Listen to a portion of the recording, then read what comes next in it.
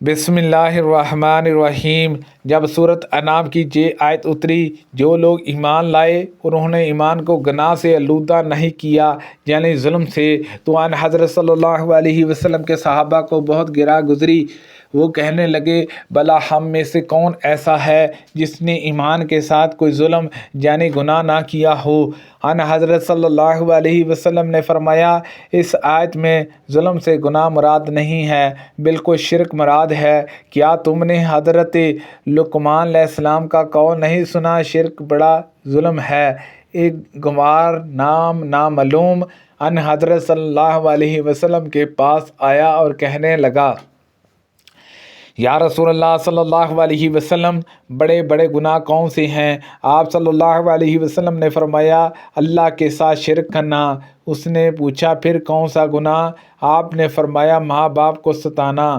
پوچھا، پھر کون سا گناہ؟ آپ صلی اللہ علیہ وسلم نے فرمایا، گموس قسم کھانا۔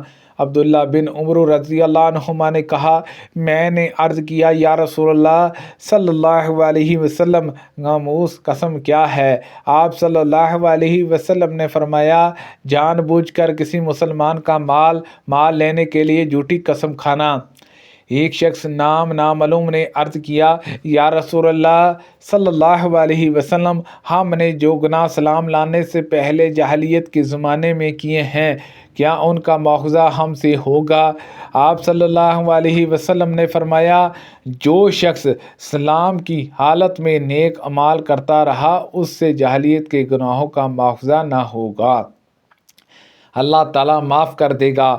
اور جو شخص مسلمان ہو کر بھی برے کام کرتا رہا، اس سے دونوں زمانوں کے گناہوں کا مواخذہ ہوگا۔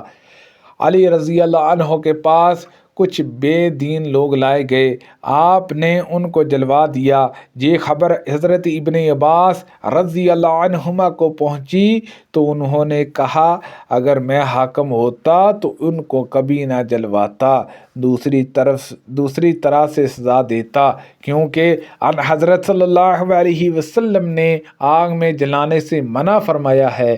آپ صلی اللہ علیہ وسلم نے فرمایا، آگ اللہ کا عذاب ہے، تم اللہ کے عذاب سے کسی کو مت عذاب دو، میں ان کو قتل کر ڈالتا، کیونکہ ان حضرت صلی اللہ علیہ وسلم نے فرمایا ہے، جو شخص اپنا دین بدل ڈالے، اسلام سے پھر جائے، اس کو قتل کر ڈالو۔ میں ان حضرت صلی اللہ علیہ وسلم کے پاس آیا، میرے ساتھ اشعار قبیلے کے 2 شخص تھے، نامعلوم، ایک میری دائیں طرف تھا، دوسرا بائیں طرف۔ اس وقت ان حضرت صلی اللہ علیہ وسلم مسواک کر رہے تھے، دونوں نے ان حضرت صلی اللہ علیہ وسلم سے خدمت کی، درخواست کی، یعنی حکومت اور عہد کی۔ آپ صلی اللہ علیہ وسلم نے فرمایا، ابو موسیٰ یا عبداللہ بن قیس راوی کو شک ہے۔ میں نے اسی وقت عرض کیا، یا رسول اللہ صلی اللہ علیہ وسلم، اس پر پروردگار کی قسم جس نے آپ کو سچا پیغمبر بنا کر بھیجا۔ انہوں نے اپنے دل کی بات مجھ سے نہیں کہی تھی، اور مجھ کو معلوم نہیں تھا کہ یہ دونوں شخص خدمت چاہتے ہیں۔ ابو موسیٰ کہتے ہیں، جیسے میں اس وقت آپ کی مسواک کو دیکھ رہا ہوں، وہ آپ کے ہونٹ کے نیچے اٹھی ہوئی تھی۔ آپ نے فرمایا، جو کوئی ہم سے خدمت کی درخواست کرتا ہے، ہم اس کو خدمت نہیں دیتے، لیکن ابو موسیٰ یا عبداللہ بن قیس تو یمن کی حکومت پر جا۔ خیر، ابو موسیٰ روانہ ہوئے۔ اس کے بعد آپ نے معاذ بن جبل کو بھی ان کے پیچھے روانہ کیا۔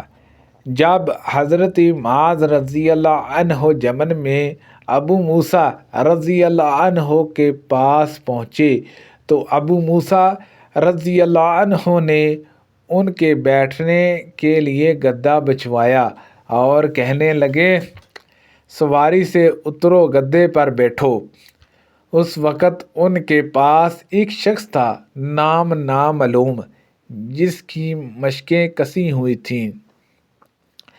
معاذ رضی اللہ عنہ نے حضرت ابو موسیٰ رضی اللہ عنہ سے پوچھا، یہ کون شخص ہیں؟ انہوں نے کہا، یہ یہودی تھا، پھر مسلمان ہوا، اب پھر یہودی ہو گیا ہے۔ اور حضرت ابو موسیٰ رضی اللہ عنہ نے معاذ رضی اللہ عنہ سے کہا، اجی تم سواری پر سے اتر کر بیٹھو تو انہوں نے کہا، میں نہیں بیٹھتا جب تک اللہ اور اس کے رسول صلی اللہ علیہ وسلم کے حکم کے موقف یہ قتل نہ کیا جائے گا۔ 3 بار یہی کہا، آخر حضرت ابو موسیٰ رضی اللہ عنہ نے حکم دیا، وہ قتل کیا گیا۔ پھر معاذ رضی اللہ عنہ بیٹھے۔ اب دونوں نے رات کی عبادت تہجد گزاری کا ذکر نکالا۔ معاذ رضی اللہ عنہ نے کہا، میں تو رات کو عبادت بھی کرتا ہوں اور سوتا بھی ہوں، اور مجھے امید ہے کہ سونے میں بھی مجھ کو وہی ثواب ملے گا جو نماز پڑھنے اور عبادت کرنے میں۔